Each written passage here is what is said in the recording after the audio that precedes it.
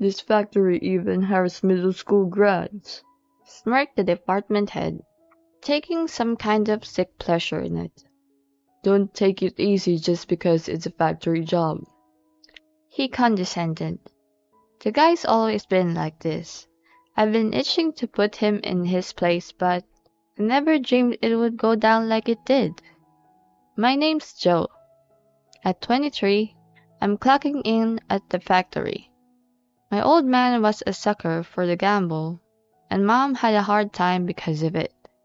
To help her out, I started job hunting right after middle school. Dad?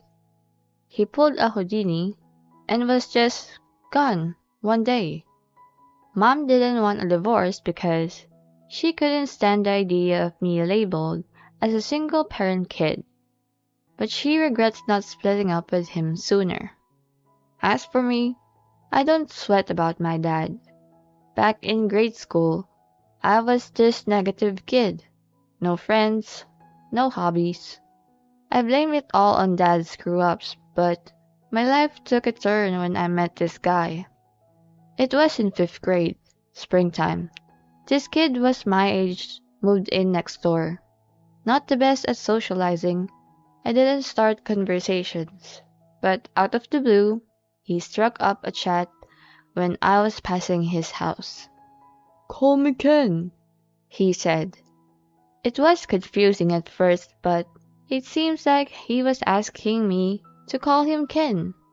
His English was quirky, kind of broken.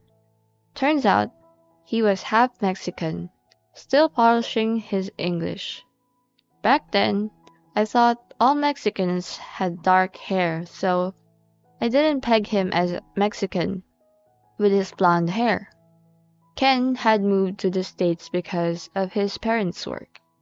He lived in the sticks where foreigners were as rare as hen's teeth, so Ken got some side eye from folks. But Ken? He never let it get to him. He'd tag along to school when I went, and he'd head home when I did. Before I knew it, I was keeping step with him.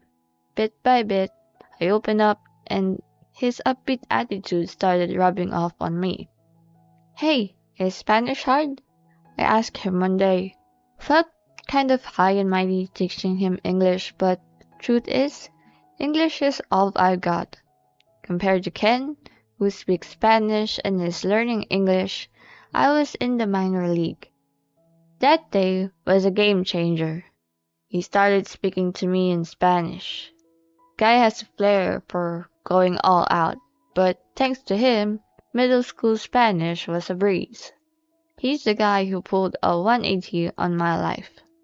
After middle school, I wanted to help Mom ASAP, so I hit the job market. Ken moved on to higher education, but we both still live at home and were as tight as ever. Not many places hire folks straight out of middle school, so I applied to a factory that was hiring and by some miracle got in. It was a small operation, but the boss was a decent guy and I liked working there. But over the past few years, the factory started to wobble financially. Then, 2 years ago, the big boss finally decided to entertain the idea of a buyout. There was this foreign firm that had been sniffing around our tech, looking to buy us out, and the big boss hung in there as long as he could, but he didn't want to leave us workers high and dry. Turns out, our pay didn't get a small bump, and the conditions aren't half bad. But there's one guy who's a total thorn in our side. "Working up a sweat today? Factory work is beneath an elite like me. Knock yourself out," says Jack, the department manager, stinking up the place with his smoky breath as he looms around the factory. Jack came on board when the management changed post-takeover. Funny thing is, even though the factory grounds are a smoke-free zone, we've all caught Zach sneaking a smoke here and there. I tried to tell him to quit it since it's a risky move, but all I got was a menacing glare. Are you talking back to me? He never misses a chance to remind us he's some sort of an elite, proud grad of a fancy university. One day, out of the blue, Zach turned to me and asked, What college did you graduate from? Caught off guard, I mumbled, well, I didn't go to high school, let alone college. He responded with a hearty laugh. What? You only finished middle school? I thought folks like that only existed in the boonies. What use is a guy who only finished middle school? Did the old boss hire you out of pity? Just so you know, the previous president's evaluation means Jack in the future. He hollered, making sure everyone in earshot heard. From that point on, he treated me like dirt, dubbing me the middle school graduate. I bet he doesn't even recall my real name. After another tough day, I saw my buddy Steve walking over a coffee for me. Joe, today was tough again, wasn't it? He said. He and I are the same age, and he came on board after graduating from a trade high school. Technically, I outrank him, but he's taught me a lot and is a trusted friend. I want to put Zach in his place someday, I confessed over a swig of coffee, and Steve chuckled. That's impressive. I admire your positivity. Fast forward a few days, Zach rolls into the factory announcing, I'm inviting you guys to a social gathering. The big wigs will be there too, so don't screw it up. It's not really your scene, but try to clean up nice. The venue for the shindig is a posh hotel near the biggest train station around these parts. It's about a half-hour jaunt from the factory, but the vibe is totally silly, a stark contrast to our country landscape. We were pretty psyched about going somewhere new and counted down the days to the gathering. When the big day arrived, Steve and I suited up and made our way to the hotel. I wonder what a social gathering is like. We wouldn't get to step into a hotel like this unless it was a special occasion, so we better make the most of it. Steve pondered aloud, pretty excited. Ever since the management changed, we've hardly had a chance to meet anyone above Zach. The president won't be at the gathering, but the executive director will. We, simple factory folk, don't really get the executive director's role, but we know he's a big deal. Walking into the hotel, we were taken aback by its opulence. As we nervously loitered at the venue, a group of strangers walked in from the entrance. Zach ushered them in. Mr. Executive Director, this way. Is that the executive director? Is he a Latino? I asked Steve. He replied, Ah, seems so. First time I'm seeing him too. But he sure seems like a big shot. You can feel it. I agree, chuckling. True, next to him, Zach doesn't seem so hot, does he? Steve joined in the laughter. The gathering kicked off and Zach jumped into the driver's seat. He was still harping about his illustrious education, making it clear he looked down on us, the humble factory workers. Man, he loves to hear himself talk, I muttered, already sick of his long-winded speech. Steve and the rest of the factory crew agreed. Then I noticed a guy sitting next to the foreign executive director lean over and whisper something to Zach. Zach looked stunned for a sec, but swiftly moved on to the toast. I bet he was told his speech was dragging. Steve speculated, and we all had a good laugh. After the toast, it was time to mingle and enjoy the spread, and after a while, Zach ambled over to me and quipped, Oh, even the middle school graduate made it. Your suit looks shabby.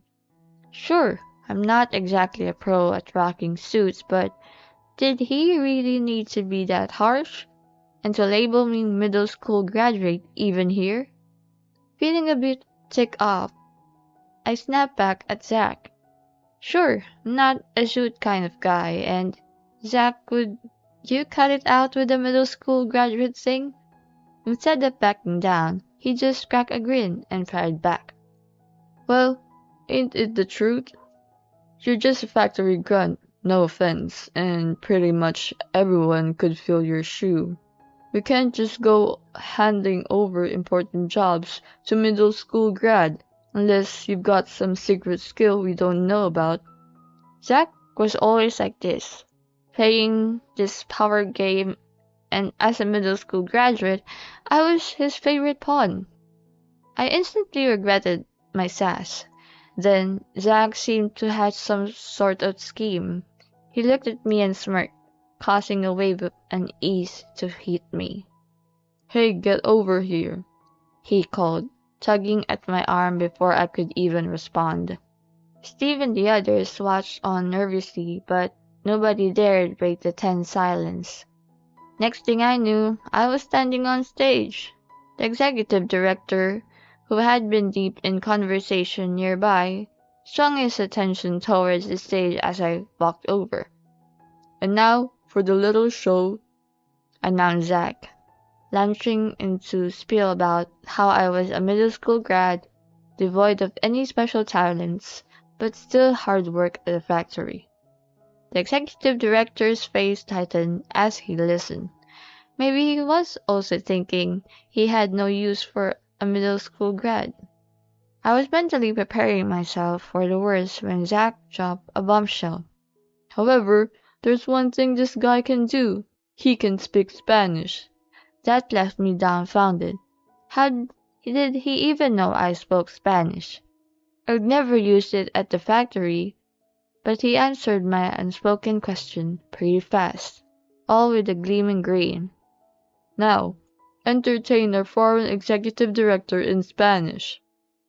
That's when it clicked. Zach was convinced I couldn't speak Spanish.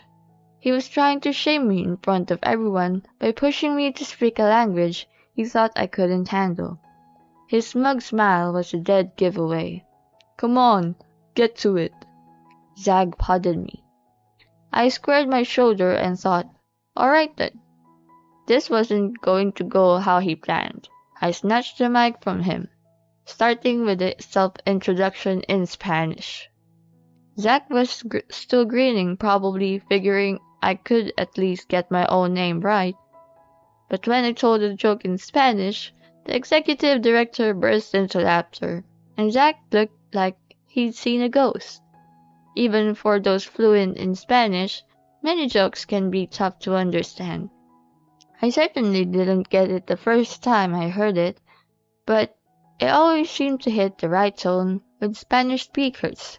The executive director had the characteristic features of a Latino. From what I could tell, he understood some English, but his main language was definitely Spanish. So, I turned towards the executive director, waving in jokes as I revealed Jack's poor behavior.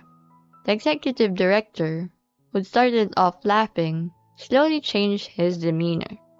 I thanked everyone for their attention and passed the mic back to dumbstruck Zach. The executive director lit into Zach in Spanish. Huh? What? Zach looked lost as the executive director laid into him. So I turned to Zach and in false shocked voice asked, Zach, you don't understand Spanish? He shook his head. So, wait, you forced me to speak Spanish, a language you don't even understand, all to make a mockery of me in front of everyone?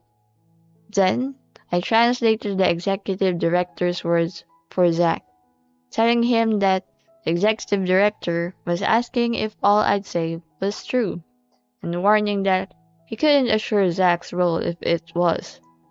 Zach went ghostly pale. Hey, what did you tell him? He sputtered.